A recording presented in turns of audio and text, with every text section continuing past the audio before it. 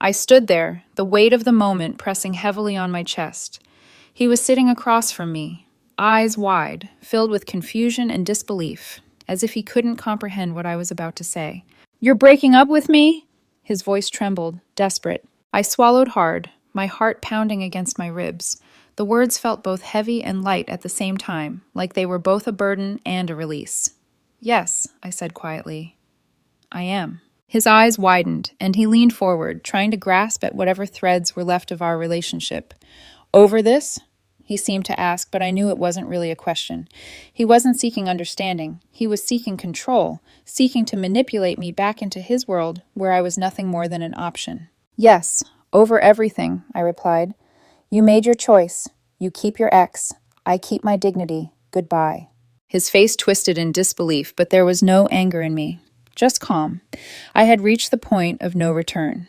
The truth had settled in my chest, and it was the only thing I needed to hold on to.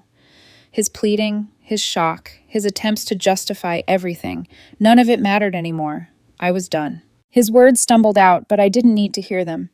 "You're really going to do this?" he asked, his voice small, almost a whisper. I didn't respond. I just turned and walked out of the room, leaving him behind.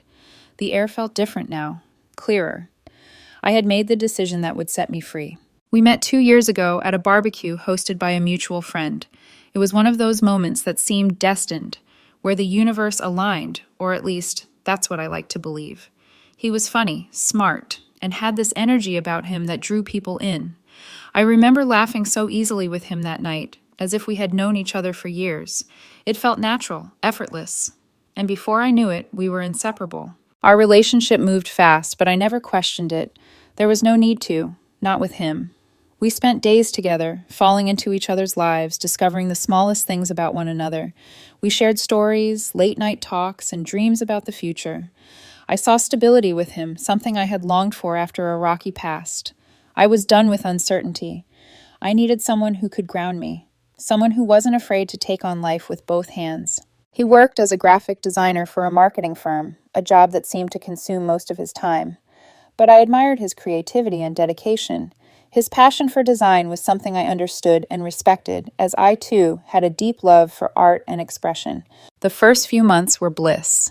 He was there for me when I had a bad day, ready to listen, to comfort. He understood my quirks, my imperfections, and he embraced them. I never felt judged. He made me believe in love again. Then, things started to shift, slowly at first, like a small crack in the perfect facade. His ex, she had been in the picture for 4 years before me, reappeared. At first I didn't mind. She was part of his past, and I had my own past to deal with. Reached out to him, and he told me it was just for closure. I didn't think much of it at the time. After all, who didn't have unresolved issues with an ex? He showed me the messages. They were polite, cordial. He assured me there was nothing to worry about. She apologized for the way their relationship had ended. Said she was happy he had moved on. I didn't see any threat in it.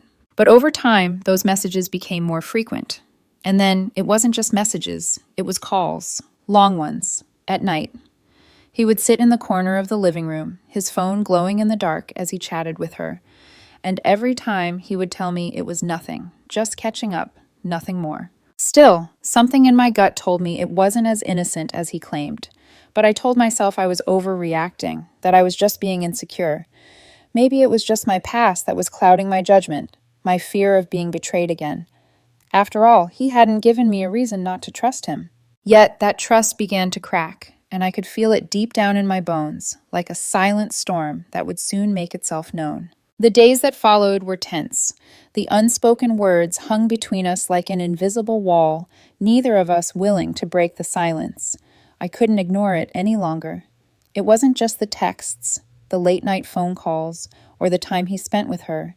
It was everything, the way he kept defending it, the way he acted like nothing was wrong. It was time for us to face the truth. I had had enough. "I need to talk to you," I said, my voice steady but firm. He looked up at me from where he sat, arms crossed. "What now?" "This isn't friendship anymore," I said, the words coming out more bitter than I expected. "You're being controlling. You're prioritizing her over me, lying about seeing her, having private calls while we're supposed to be spending time together. This isn't okay." He sat back unfazed. I'm allowed to have female friends. You're just insecure. She's not just some female friend, I replied, feeling the anger bubble inside me. She's your ex-girlfriend of 4 years, and you're clearly still emotionally involved with her. He stood up, his arms crossing in defiance. So what? You're giving me an ultimatum? It's her or you. I'm saying what you're doing isn't respectful to our relationship, I said, my voice breaking slightly. You're putting her first, lying to me, and making me feel like I don't matter. I'm not going to stay in this. I am not letting go of my friendship with her just because you're insecure, he shot back, his tone cold. Deal with it or don't, but I'm not changing. She. The way he said it, so matter of fact, like I was just supposed to accept being second place in my own relationship, made something inside me click. I suddenly felt eerily calm, like a weight had been lifted. Okay, I said, finally realizing what needed to be done. He smiled, looking almost relieved. Good. I knew you'd understand. You're not like other girls. That's why I love you. I didn't respond. I had already made my decision. I understand you're choosing her, I said. So I'll go solo from here. He looked at me, his face scrunching up in confusion. What does that mean? It means you keep your ex, I said, my voice steady. I keep my dignity. We're done. Goodbye. It took him a second to process what I said. Then panic hit. Wait, what? You're breaking up with me? Yeah, I said, finally feeling the power shift. Over this. Over you lying to me, prioritizing her over me, and just straight up telling me to deal with being disrespected. I'm good, actually. He paused, and for a moment I thought I saw something in his eyes. But it wasn't regret, it was frustration. You're just going to throw everything away? He asked, his voice tight, struggling to keep his emotions in check. You've already made your choice, I said, my voice hardening. I'm just making mine. The tension between us was thick now. He stood there for a long moment trying to process what I was saying. Finally, he grabbed his things, his laptop, his charger, the hoodie he had left here last week, and muttered about how I was overreacting, how I'd regret this. His words were empty, like a final attempt to hold on to something that was already slipping away. At the door, he turned around one last time. You know what? Fine. Leave. See how long it takes before you're begging me to come back. I'm a catch, and you just screwed yourself. Doubt it, I said, locking the door behind me as he walked away. I stood there for a minute, just breathing, trying to process everything. My phone buzzed. My best friend had texted me. Turns out he'd already posted on his Instagram story. When your girlfriend chooses her ego over love, I blocked him on everything. Instagram, Snapchat, his number, done. It's been 18 hours since then, and strangely, I don't feel the heartbreak I thought I would. Instead, I feel free. After he left, the silence in the apartment was deafening. I sat there, unsure of what to do next. I had expected to feel more, to be overwhelmed by a rush of emotions, but instead I felt an unexpected calmness wash over me. I had done it. I had stood up for myself and walked away from a relationship that no longer respected me. It wasn't easy, though. The weight of the decision settled in slowly, like a heavy fog. I kept thinking about the last few weeks, all the small moments where I had let my gut instinct be overridden by my desire to believe in him, to trust him. It felt almost foolish now, looking back. I walked around the apartment, the remnants of our life together scattered around me. His jacket was draped over the back of the chair, his shoes by the door. It all felt so foreign, like it wasn't supposed to be here anymore. The space felt different. As I sat on the couch, sipping my tea, my phone buzzed with a message from my best friend. You okay? Heard what happened. I hesitated, staring at the screen for a moment. It felt strange to talk about it, but I knew she'd understand. I took a deep breath and typed back. Yeah, I'm fine. Actually, I'm good. It's over. She responded quickly. What happened? You're scaring me a little. I took a few seconds to gather my thoughts. There was no easy way to explain it, but I knew I needed to say it out loud. So I typed, I finally did it. I ended things. I confronted him about the whole situation with his ex. He tried to make excuses, tried to tell me I was overreacting, but I couldn't keep pretending everything was fine. I told him it was over. I'm done. The phone vibrated in my hand as she replied, I'm team you on this. He didn't deserve you. You did the right thing. A sense of relief washed over me as I read her words. I hadn't realized how much I needed to hear that, how much I needed someone to remind me that I had made the right choice. It was comforting to know that I wasn't alone, even though it felt like a very personal battle. I put the phone down, leaned back against the couch, and closed my eyes for a moment. The quiet was no longer oppressive. It was freeing. I had chosen myself. And for the first time in a long while, that felt like enough. After the breakup, the days were long and quiet.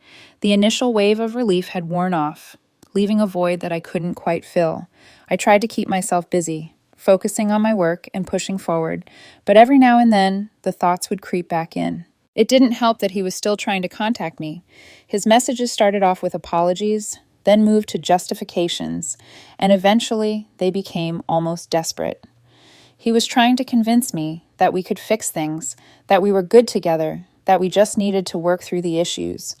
But I knew better now. There was no more room for excuses. I didn't respond. I couldn't. Every time I saw his name on my screen, the anger would rise in me, but it was quickly replaced with a numbness, like I had already detached emotionally.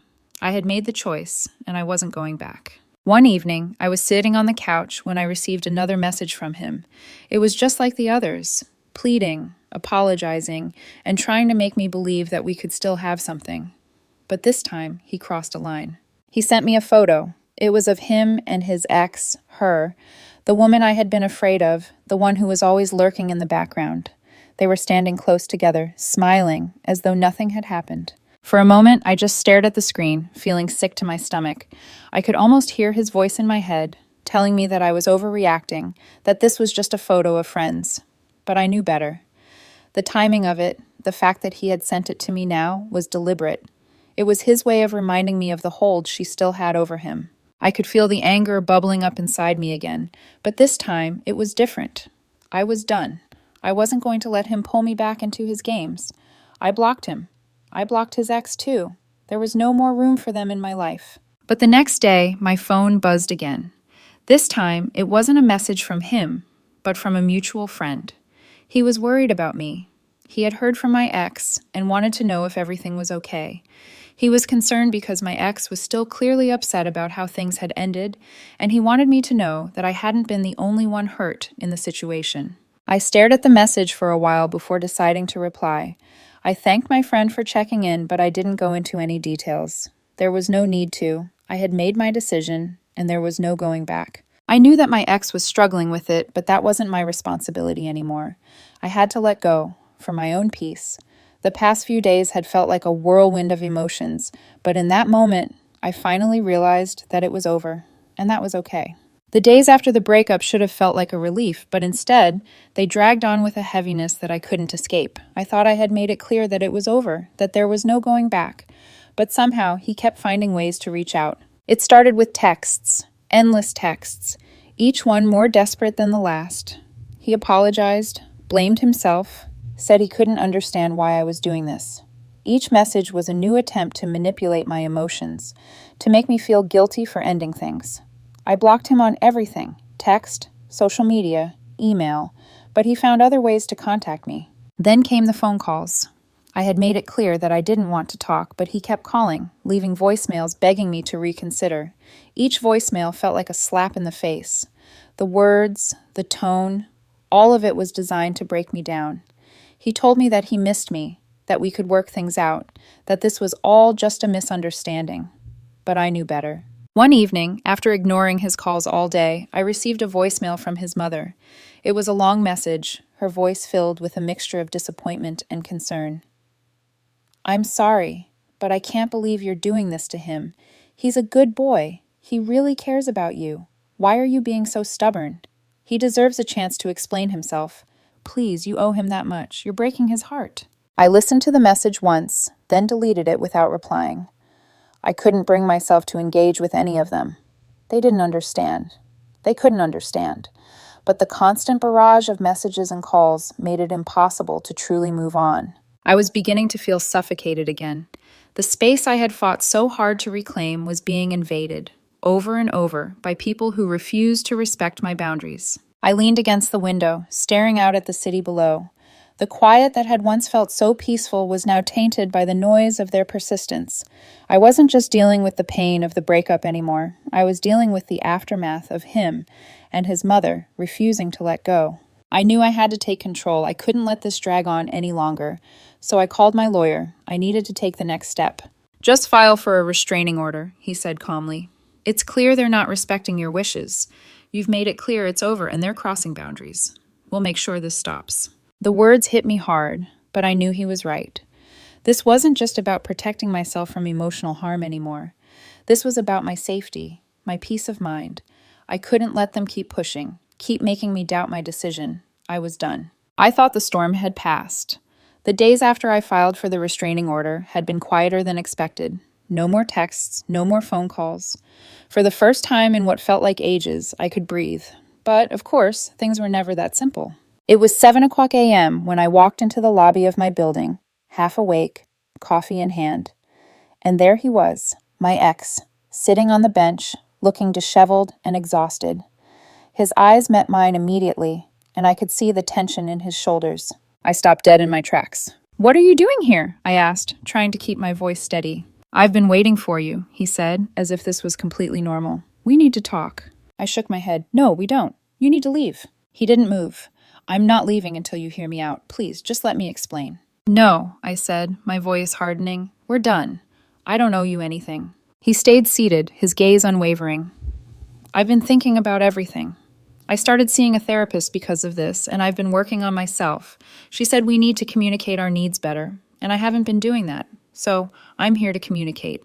I stared at him, disbelief bubbling inside me. "You don't have a therapist. And even if you do, my need is for you to leave. Super clear. Bye." I turned to walk away, but he followed me to the door. "You're being cruel," he said, frustration evident in his voice.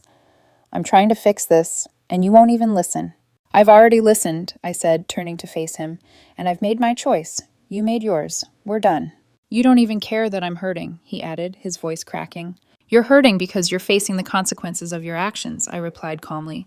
"That's not my problem anymore. You lied, you cheated emotionally, and when I called you on it, you told me to deal with it. So I am, by leaving." He was silent for a long moment. Then he said, "But we could still fix this. We could still be together." "No," I said firmly, my voice not wavering. "You're not the person I thought you were. I'm done." With that, I walked away, ignoring the tightness in my chest. I had taken control. It wasn't easy, but I had made the right decision. Every day since the breakup, he's shown me exactly who he is. Manipulative, entitled, zero accountability, willing to lie and twist stories to play victim. Dodged a nuke, not just a bullet. I thought everything was finally over. I had blocked him, taken all the necessary steps to move on. But apparently, he didn't agree. Saturday morning, he showed up at my building again. This time with his ex. Yeah, his ex-girlfriend. The one this whole thing was about. They came together. The doorman called me immediately. "Ma'am, your ex-boyfriend is here with a female companion, both demanding to see you. Call the police for trespassing." "Already done, ma'am. Just giving you a heads up," he added. I went downstairs with my phone recording in my pocket. My lawyer had said audio recording is legal in my state as long as one party, me, knows about it. Got to the lobby, and there they were. He looked defiant. His ex looked uncomfortable, like she wanted to be literally anywhere else. "You had until Friday," he said immediately, "and you had until I blocked you to respect boundaries. Yet here we are. We need to talk." I folded my arms, looking at them both. This is his ex's name, by the way, since you've been so obsessed with her. First time hearing her name, actually. Didn't care enough to ask before. "I'm not obsessed with anyone," I replied. "I just don't date people who lie and cheat. She's your problem now." His ex shifted awkwardly, avoiding eye contact. "Look, I don't want any drama. He just said you two were having communication issues and he wanted me here for support." "Communication issues?" I repeated, raising an eyebrow. "That's what he told you?" "Yeah," she said, nodding. "That you couldn't handle him having female friends." I pulled out my phone, opened the screenshots of him canceling our date, then showed her the Instagram story of them at the concert. "He lied about being exhausted, then went to a concert with you wearing a shirt I bought him for our date. That's not communication issues. That's cheating." Her face changed. She looked at him, then back at me. "Wait, you said you two were broken up when we went to that show?" Oh. He went pale. "We were basically broken up. We'd been fighting. We had one conversation where I mentioned you were talking to her a lot. That's not basically broken up," I replied, crossing my arms. "You were being controlling. You were lying." His ex looked at him, her eyes wide with realization. "You told me you were single," she said slowly. He answered, "I was emotionally single. She wasn't meeting my needs." I stared at both of them. "So, you were dating both of us," I said flatly. "You've been lying to both of us." The realization hit them both at the same time. His ex looked absolutely stunned. "I didn't know," she said quietly, shaking her head. "I'm done," I said firmly. "I'm done with both of you." Just as the silence settled in, two police officers walked into the lobby. They looked tired already, and it wasn't even 9 o'clock a.m. "We got a call about trespassing," the male officer said. "Yes, sir," the doorman said. "These two don't live here, and the resident has asked them to leave multiple times." The female officer looked at me. "Is this your ex-boyfriend?" "Yes, ma'am. We broke up recently. He's been harassing me, showing up here multiple times, sending people to my door, calling from different numbers. I've documented everything. My lawyer recommended I file for a restraining order if he came back." "That's not harassment," my ex shouted. "I'm trying to fix our relationship." "There is no relationship," I said calmly. "I ended it. You can't force someone to be with you." The male officer turned to him. "Sir, is your name on the lease here?" "No," he said. "But—" Then the officer interrupted him. "Then you're trespassing. You need to leave," the officer said firmly.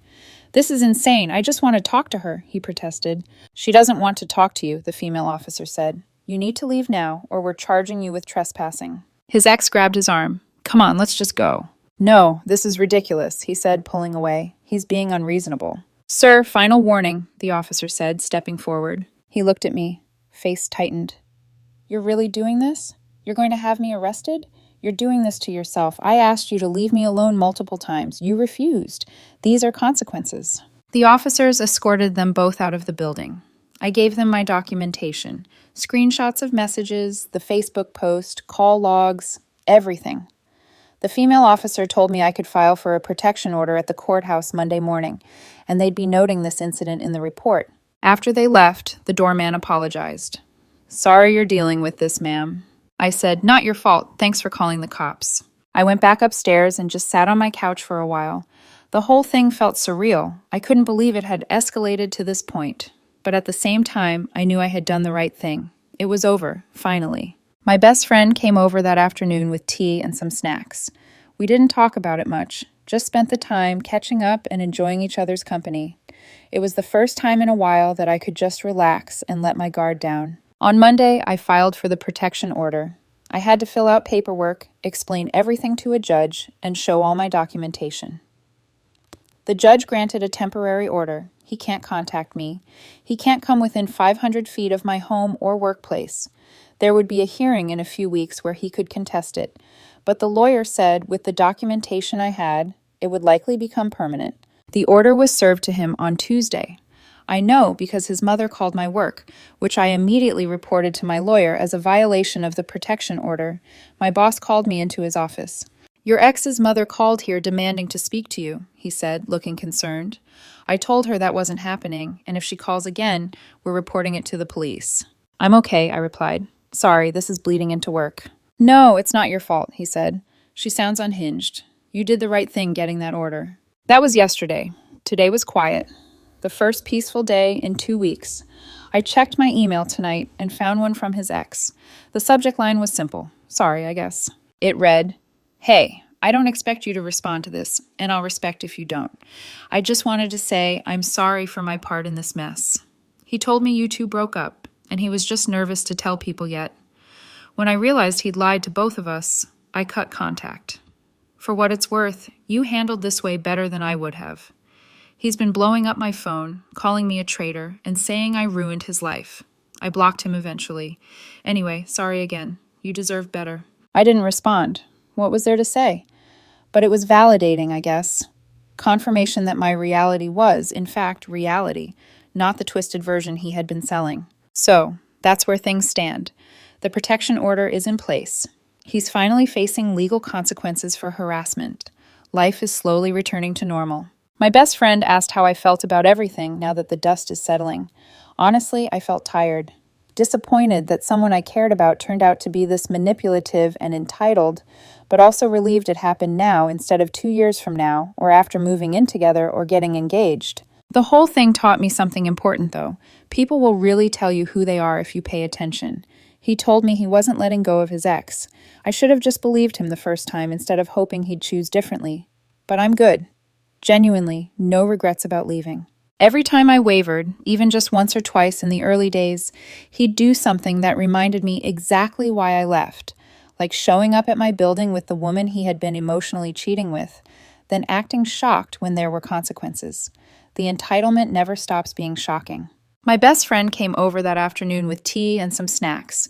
We didn't talk about it much, just spent the time catching up and enjoying each other's company. It was the first time in a while that I could just relax and let my guard down. On Monday, I filed for the protection order.